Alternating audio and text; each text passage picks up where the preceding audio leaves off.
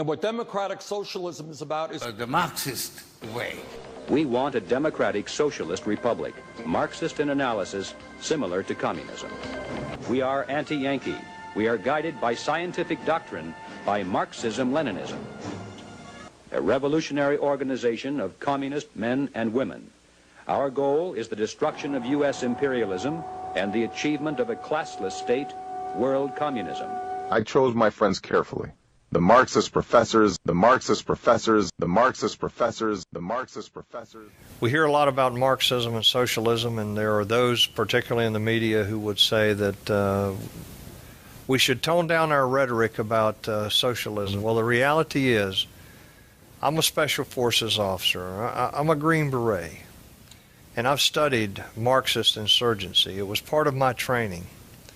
And the things that I know that have been done in every Marxist insurgency are being done in America today. So you very often have all kinds of unintended adverse consequences. So I had to experiment. The first part was this subversive activity. That was a lot of fun. The highest art of warfare is not to fight at all, but to subvert anything of value in your enemy's country, be it moral traditions, religion, respect to your authority and leaders, cultural traditions, anything. Put white against black, old against young, I don't know, wealthy against poor, and so on. Doesn't matter. As long as it disturbs society, as long as it cuts the moral fiber of a nation, it's good. And then you just take this country, when everything is subverted, when the country is disoriented and confused, when it is demoralized and then destabilized, then the crisis will come. So what is his target now?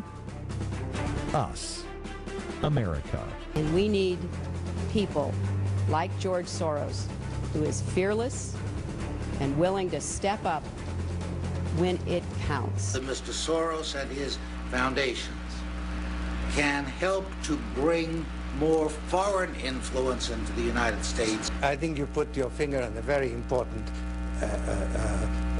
flaw in the current world order, and that is that only Americans have a vote in Congress. But the leaders of these groups, almost without exception, claim to be acting in the name of Marx and Lenin. A further analysis reveals that these people are not the product of the working class, which they claim to represent, but come from the privileged middle class and upper class.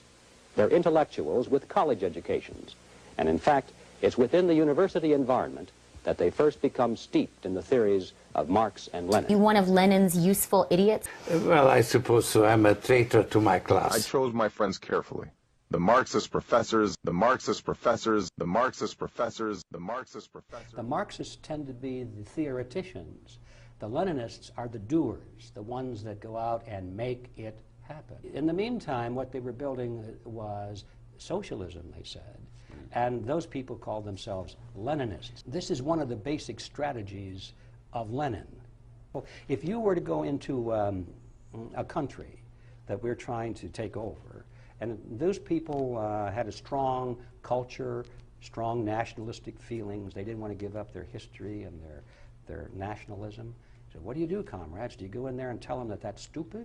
Do you go in and preach internationalism that we know is the way of the future? So no, of course not, because they would reject you. You go in and tell them what they want to hear. Be the best nationalist leader there. Let them follow you, thinking you represent them, so that you can come to power. Once you're in power, he said, then you can betray them. One of the theories that Lenin taught was the strategy of a feigned defeat or feigned retreat in order to lure your enemy into a vulnerable position. Now, this is not original with him. You can find this in the history books. I discovered that strategy brilliantly taught by Tamerlane. Sun Tzu taught it in his famous little treatise, An Art of Warfare, but Lenin applied it to the strategy of diplomacy and politics. Wow. You see. And he said, therefore, let us pretend to be defeated and destroyed so our enemies will lower their guard. And it worked. And of course, the West came in with money and investments, and then after a while, they built their industry up. They saved themselves from collapse so they could stay in power. And this is what he said, do whatever you must do to achieve and maintain power. So they got to that position, and then they changed their voices again and said, okay, we're going to kill the capitalists, and they expropriated all of the property that had been invested and so forth. They've done that several times in history, and so when I saw this so-called breakup of communism, I said, well, there they go again. All these people did was take off their hats that said communist, put that down, and put another hat on that said social democrat. But you notice that the heads underneath the hats didn't change.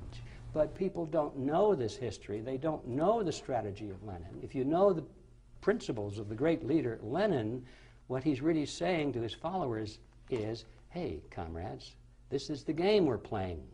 We're going through this cycle one more time so that we can consolidate our power and lull our opponents into an indefensible position, make him vulnerable so that we can smash him with our clenched fist, is how he used to say. Terrorism, of course, is integral with the revolution. I mean, Lenin was a terrorist, Trotsky is a terrorist.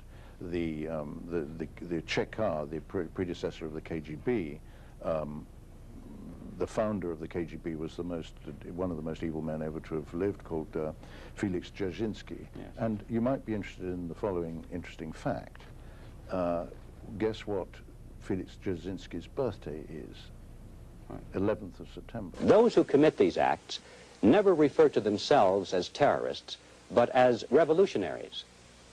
In fact, the very essence of Marxism-Leninism is the adoption of a whole dictionary of words and phrases that have quite different meanings than what they seem to have. That terrorism as such is not viewed by Marxist-Leninists as a mechanism for the seizure of power.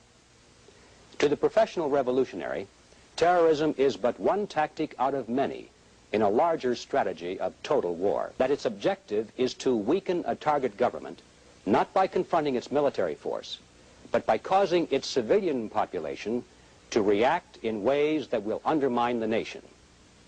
In other words, the action is in the reaction. The Marxist-Leninists could never succeed if their intended victims were aware of the strategy and tactics being used against them. By the same token, if these ploys remain unknown to the average person, then no amount of intelligence operations or internal security can protect us. Because innocent people, particularly among the youth who are being exposed to the theories of Marx and Lenin, will fall into the trap. And new revolutionaries will be created faster than the old ones even can be identified.